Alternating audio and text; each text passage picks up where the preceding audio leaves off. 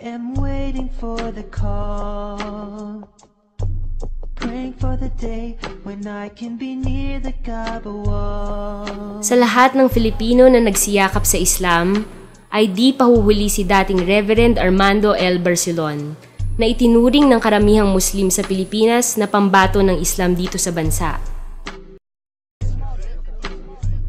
Si Reverend Armando Barcelon, na ngayon ay Ustadz Ahmad Barcelon, ay walang kapagod-pagod sa pagpapalaganap ng Islam. Maging ang kabundukan ay kanyang tinatawid, maiparating lamang niya maging sa liblib na dako ng Pilipinas ang mga aral ng Islam. Sa unang tanong ko, ginusto po ba ni Jesucristo na siya'y maipako sa krus? Siya ay tinaguriang Ahmed Didat ng Pilipinas dahil sa kanyang pakikipagdebate sa mga ngaral ng iba't ibang relihiyon. Paano ko maipakita ko sa Biblia na bawal ang pag-ahit ng balba? Tatagabi mo, hindi ka dapat mangaral. Marami sa mga kakristyanuhan sa iba't ibang sekta ang nagsiyakap sa Islam. Bukod pa dito ang libo-libong nagsiyakap sa Islam sa kanyang palatuntunan sa radyo. Sa kabituran ng iyong puso, kapatid ng Edby, ang iyong panunumpa ng pagyakap sa Islam. Asyhadu an la ilaha. Sa pagbisita ko sa kanya, ako ay namangha sapagkat kakaiba sa mga mangangaral ng ibang relihiyon na nagtatamasa ng karangyaan. Di ako makapaniwala kung hindi ko nasaksihan na ang pinakapopular na mangangaral ng Islam sa Pilipinas ay ganito kasimple at kapayak ang pamumuhay. Walam yakul lahu kufuwan ahad. Walam yakul lahu kufuwan. Bismillahirrahmanirrahim. Qul huwallahu ahadun illahus samad. Lam yalid wa lam yulad wa lam. Sa totoo lang po, wala sa hinagap ko na yumakap sa pananampalatayang Islam. Ni sa guni-guni ay hindi ko akalain na ako po ay magiging isang mananampalatayang Muslim. Dahil maganda na po ang kalagayan ko at naabot ko na po ang isang mataas na kalagayan sa reliyong Kristyanismo. Matayog na kalagayan ang isang maging reverend na pinapangarap ng bawat mga ngaral na mga Kristiyano. Ngunit, dumating po sa pagkakataon na ako po ay naghahanap na ng katotohanan.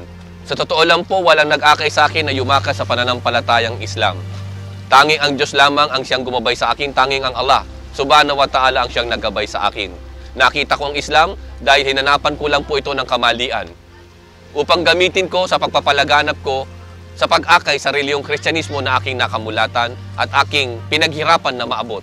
At dahil sa paghahanap ko ng kamalian sa reliyon ng Islam, nasumpong akong kamalian ay mismo pala ang aking reliyon ang siyang tadtad ng kamalian. Yun po ang naging dahilan, naging susi upang mayakap ko ang tunay na reliyon na mula sa Diyos. At nang yakapin ko po ang pananampalatayang Islam, mabibigat na pagsubok ang dumating sa aking buhay. Naging una kong taga-usig ang aking mismong magulang, ang aking ama, ang aking daddy, sapagkat nag-iisa po nila akong anak.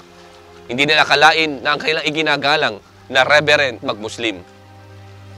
Tiniis ko po lahat ng mga pagsubok na ito. Hinamon ko pa ang aking mga magulang na handa kong balikan ang aking dating paniniwala kung makakakita sila ng maling aral dito sa loob ng pananampalatayang Islam. At sa loob po ng 7 taon, tiniis ko po yan ang mga pag-uusig na aking naranasan sa kanila at sila man din po ay yumakap sa Islam. Sa ngayon po ay halos 90% na po ng aking mga kamag-anak at kapamilya ang nandito na po sa loob ng pananampalatayang Islam. And I feel strong.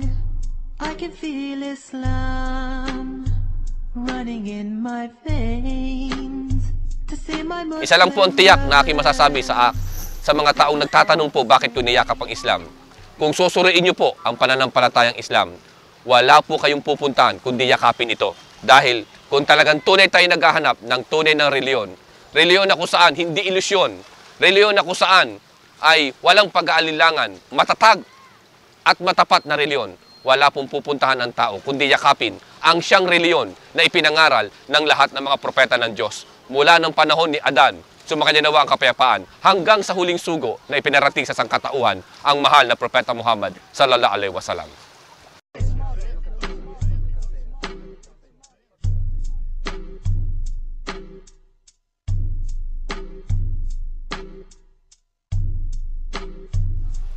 Sa aking mga kababayan at sa aking mga kapwa mga ngaral, anumang klaseng reliyon o sekta na inyong kinabibilangan, kaibigan, subukan niyong saliksikin ang pananampalatayang Islam. Huwag tayong maging bias. Kung tunay tayong may takot sa Diyos at naghahanap ng matuwid na pananampalataya, huwag nating ipagmalaki na tama na ang ating kinalalagyan. Subukan natin na suriin din ang ibang reliyon at pakisama nyo na po ang pananampalatayang Islam. Baka naman sa inyong pagkasaliksik ay tunay na masumpungan nyo, kagaya ko, ang tunay na reliyon. Kami po'y nag-iimbita, nag-aanyaya sa inyo na inyo pong suriin ang pananampalatayang Islam. Dahil ito po ang reliyon na kung saan negatibo ang tingin ng tao. Ngunit, ang lahat ng mga lumalabas na mga negatibo ay pawang lahat po ay walang katotohanan. Bagkos ang masusumpungan nyo dito sa loob ng pananampalatayang Islam ay ang matapat at malinis nito at dalisay na aral at doktrina na nakapaloob dito sa loob ng reliyong ito. Miles away, oceans apart, never in my sight, always in my heart. The love is always there, it will never die, only growing stronger, a tear rolls down my eye. I'm thinking all the time when the day will come, standing there before you, accept this hut of mine, standing in it all, making my dua, drinking blessings from your well. The challenge.